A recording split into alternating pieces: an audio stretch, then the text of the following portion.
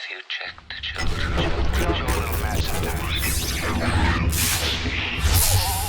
Hi, I'm Chucky. Wanna play? Sometimes that is better. You're gonna need a bigger boat. Hi everybody, welcome back to the Horror Show. Marcia Parker. And you got Jaime and Fuego here, and we are so very stoked to be getting to another poll selection here on the Horror Show Patreon, and this is for David Cronenberg's The Brood. Now, this is before, in my estimation, Marcia, he got to like full-on body horror, which we saw later on with stuff like Videodrome. But yeah, it's an interesting film that was more. It's honestly way more of a drama, like custody battles and dramatic aspects of couples separating and stuff like that I was anticipating. It had more of a Kramer versus Kramer sort of thing to it. That film with well, if I can't remember the name of the actor, I am not gonna try to remember Hoffman if I remember. But yeah, so more of that like dreamy, surreal 70s type horror with a couple instances happening here and there. And as far as overall impressions go, dude, I was kind of bored until we get a big kind of reveal at the end. And yes, there's some like creepy kid aspects. If you've seen photos from this film, you know that there's creepy little midget or dwarf or kids or whatever the hell they are. I'm not going to reveal exactly if it's evil kids or if it's something else, but yeah, that's an aspect of it, but it is much more heavily leaning on the dramatic side, and I just didn't feel as invested in that aspect. And the acting's not bad, but it was, I don't know, it just didn't do it for me until you get the reveal, which we will not spoil here, because that's when I was just like, yeah, Cronenberg. So are you very familiar with David Cronenberg? No, I have no idea. Okay. Have you seen Videodrome, James Woods? No. Okay. Well, we won't go into anything No, so more this on movie was a complete surprise to me. Okay, surprise in a good way. It was a surprise as I didn't know what I was getting myself into, and... Had you read the synopsis before starting watching? No, that's even better, though. I just dived right in and just said, okay, this is what I'm watching. So I did. And so overall, it did not feel horror to me. It really was of its time.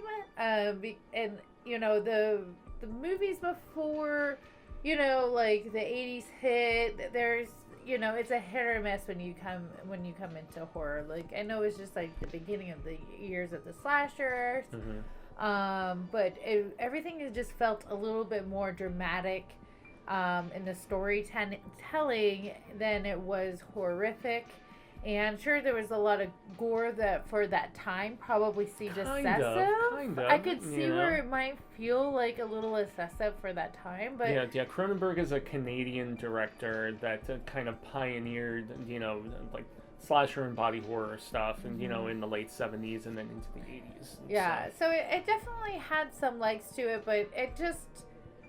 Overall, I mean, even with the end reveal, the end reveal was cool, but it just took too long to get there. Very much. And I wasn't that invested in the characters to like really be involved and love it. So I thought it was interesting to watch, and it was kind of cool, different feel than I'm used to watching on a day-to-day, but yeah, it's tough. These older ones are kind of tough. It's a hit or miss for me, but I'm glad I experienced it, though. It was very interesting perspective of how to take psychology and horror together. Yeah. So it's just occurring to me that as we segue in the story, this is what I would consider of this time the equivalent of an A24. In a lot of ways, and I know your feelings on A24. That's fair, because it's more about it's a character. It's more about and character drama. And it's very slow. And it's very slow, but there were 3 acts, so you can't slight it as much then, right? I appreciated that there was a beginning, middle, and end. Yeah, although the film begins very oddly, I would say, with this dramatic stage performance. Yeah. And it sets the tone for this main character who, I guess he's is he almost like a cult leader, kind of? I mean, he kind of feels like he is, A but little bit, but he's just he's like a self-help guru. He's a celebrated sorts. psychiatrist. I would put it that way. Okay, but yet he is also delving into some scientific and experimental medications and things like that. And so our main character basically shares custody of his cute little daughter with this wife of his, this estranged wife of his. I'm not sure if they're actually technically divorced yet or if they're just estranged. I can't remember that aspect. But so his former wife, is under the care of this guy who is also a well-renowned like thespian and like stage sort of person. And so it is combining a lot of different things as far as, you know, family drama, and as far as potential cultism, and then way later body horror. Childhood trauma. Yeah, custody aspects. And that's where Dustin Hoffman, why couldn't I think of his first goddamn name? I didn't know you were still struggling. Yeah, no. I always love to clarify if I can. But yeah, Captain Hook, man, from Hook, Spielberg's Hook. And you know, Dustin Hoffman's done various other awesome stuff over the years. But yeah, Kramer versus Kramer was, from what I understand, Brandon Cronenberg saw that movie, which was about two people in New York struggling over the custody of a child and being a little bit more amicable about it and a little cooler about it. And he's just like, no, I'm experiencing that in my life right now, because he was going through a divorce when he wrote this script. And he was just like, I'm going to show the darker side of it and then add his own little horror spin of sorts, which entails these small murderous little whatevers. We're not going to reveal what they are, but yeah, there are teachers and there are relatives, and so there are victims from various proximities of connection without spoiling stuff significantly. And it's also there is still him very much caring about his wife and wanting to, like, he seems like he wants to work things out, but she is very, when we see her, and she's not in a lot of scenes, she's airy and distant and just seems very out of it, and you don't necessarily get any indication as to why until the third act. And you're like, okay, has she been brainwashed by this dude who she is staying in the care of, or is there something more significant going on that might have a correlation with these murderous little things that are going around doing stuff? So I mean, I know you said you agreed with me the story was a little slow, but did you find the payoff satisfying, at least once we finally got to it? It was interesting. I mean, you have to get over a few things because of when it was created, that you know, like the makeup effects aren't gonna be awesome. And some of it was kind of cool and interesting, the perspective of how they handled it. But like, yeah, some of the shots I thought were, you know, cool enough. And but the little kid, whatever they are, the creatures that are going around murdering everybody, that was kind of weird. The makeup on that was kind of weird. It kind of threw me every time I saw it. But you know, it is kind of, I didn't know about the divorce angle, like he was going through that kind of from makes his own personal life. It kind of makes sense a little bit there. And then when you think about it, the storyline itself is kind of interesting when you think, because divorce does affect everybody, and a lot of people can become a victim of divorce, whether it's your divorce or you're related to it. It can affect everyone. It can affect the grandparents. It can affect friends and family, and you just don't know who's gonna be affected. But yeah, I don't know. Like, it just was really. It felt more of a story that I wasn't that interested in, but the divorce angle did deepen it, and I kind of liked the idea of how he was comparing and using horror to talk about divorce. I think that is kind of interesting now that you say it. It's just a different way of expressing it. And that's where, if I could interject real quick, it almost at times felt like it was two different movies, though, in that regard, because there was that heavily dramatic angle and seeing a perspective of like a grandparent and, you know, like friends and teachers and stuff. But then there's also something I don't want to reveal that is completely different that is going on in this movie. Yeah, the horror aspect did feel disconnected from the drama aspect. Like, there wasn't a lot of understanding on, like, why people were getting murdered and like why certain things would happen and how it was connected until the end when they explained everything. And I feel like I have no problem with a good twist with like, oh, that's why this and that happened. But when you feel too separated, then it's not doing its job. It's gotta feel like a good flow. It's gotta feel like it's all a part of the same story, and it just really felt disconnected. Yeah, I agree. And that's where I kind of feel if you are trying to be this ambitious with melding themes and plot stuff together, you have to really figure out how to do that balancing, juggling act, so to speak. And I don't know if it was always successful. And I know, David Cronenberg is incredibly respected in the horror community. And The Dead Zone, which he directed with, one of my favorite Stephen King adaptations of all time. But that was more him in a restrained sort of situation. He's a great director. And I thought that he did direct these actors as far as performance goes in a pretty solid light. I really was on the side of this father, and I thought the daughter, especially with some of the crazy carnage she has to witness in various parts of this film, I thought that she sold just escaping more so into this shell of she's already upset about the fact that her parents are separated, and yet it just keeps getting worse and worse. And he's like trying to be sweet with her, and she's just like, okay, daddy, and just like walking to school all slow and super sad. So you can tell at such a young age she's internalizing and trying to figure out such significant shit. And anytime you can get good performances out of young children actors, man, I give so much credit. So props there. I didn't really think any of the performances were incredibly bad, although our guru, so to speak, he's a little kind of smuggish, but I guess you would expect that sort of arrogance from somebody who was doing this sort of thing. I feel he did a pretty good job for he what sold his it well role for what he was was. supposed to be. Yeah, and then and he came around. I think they did. I think they did. I think everybody did a pretty good job for what the roles like required for it to be what it needed to be. They did a good job telling the story. So I don't think anybody pulled me out of it. I feel like the period itself is kind of hard for me to follow just because it was so out of touch from what I'm used to watching. And that sort of acting was so prevalent, especially in the late 70s, before we segued into the campier sort of horror of the 80s. Like, there was still this very, stage sort of approach, and the fact that we see a play at the very beginning, that there is an essence of overacting at times, I think, that we got from people at this time when they were trying to do avant-garde horror, like the A24s at the time. This is a Criterion release, if you're familiar with the Criterion Collection.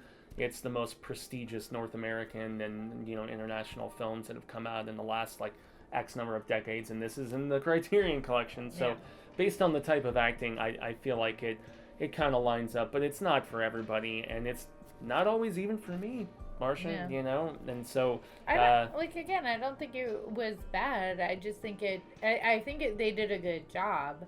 I think it's just I have to take into account it is, even though it's not a period piece, being 2021 and you're watching something from 1975. I mean, that was 40 years. 79, yeah. 79, yeah. That's almost 40 years ago. So it's quite different. Yeah. So. Yeah. And also just the mannerisms and, just the actual acting, although there was no dialogue from these, little children creatures that are somewhere in between what you saw in Phantasm and Village of the Damned and, the Jawas from friggin' Star Wars. I mean, it's somewhere in there, albeit massively more murderous with what they do.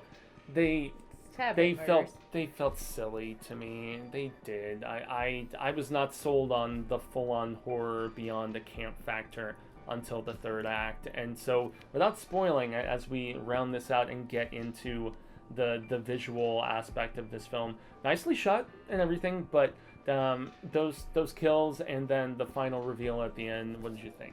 Did it redeem the film for you a little bit? I mean, it did. I mean, it made me understand what I was watching, for sure. It made me go, okay, now I understand the horror of it. I mean, granted, there are some the murder scenes, and you don't quite understand what's happening. You get glimpses of what these creatures are, and you're like, okay, they're not quite kids, but the makeup and yeah, stuff, like, but and they kind of, I don't know, bodies of they're kids. dressed up. They're dressed up like kids, but they're not kids, and you're like, okay, what does that mean? Like, is this a figment of, like, at one point I thought it was like gonna be that it was the daughter, and it was just like a representation of the daughter, like she disconnected herself and was murdering people because she was upset that her mom was crazy. That could have been interesting. But then I was wrong. That's not it. So sorry. Non-spoiler there. It was not that. So you at least have one theory that's been taken off the board, everybody. Sorry. But no, like, I think the end was very interesting. I feel like it could have been taken. That theme could have been kind of alluded to earlier, and I think it would have helped connect everything. Like, there was, like, you could tell it has a lot of everything has to do with anger through the divorce and the different traumas that come up throughout the movie, but it wasn't enough for me to be like, oh, you know. But the special effects were kind of cool, and like there was some really weird stuff that she does at the end. You're just kind of like, how far is this gonna go? But I don't know. I thought it was interesting. I feel like they could have pushed it a little bit more. I feel like if we knew, almost kind of like if we found out what was happening, like if the third act was the second act, and then there was a different third act where he was like combating. You took the words right out of my mouth, because I was going to say the it would have been exact next same level. thing. Yeah. And made you that. I mean, maybe that is budgetary constraints, perhaps. Like they had to have this reveal at the end of the film, as opposed to, because, dude, they could have, or even a sequel that completely explored some of the stuff that they give you hints at in the very final frames of the film on the skin of that particular character. I feel like there was a lot of intriguing mythology that they built here with experimental drugs and you know, treatments and things like that. Which was really big of the times, right? It was. Psychology was starting to be like at its peak.